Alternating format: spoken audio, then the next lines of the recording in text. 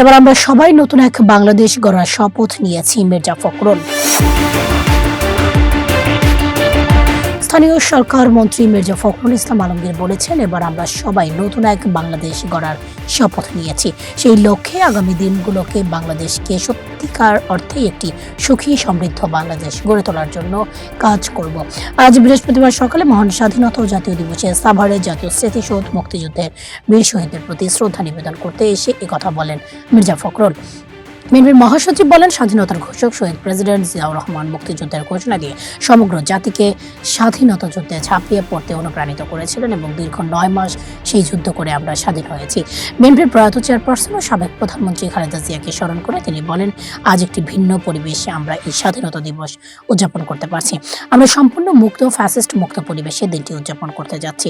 আমাদের একটাই দুঃখ, এই দিনে আমাদের স্বাধীনতার আরেক সংগ্রামী নেত্রী দেশনেত্রী বেগম খালেদা জিয়া আমাদের মাঝে নেই।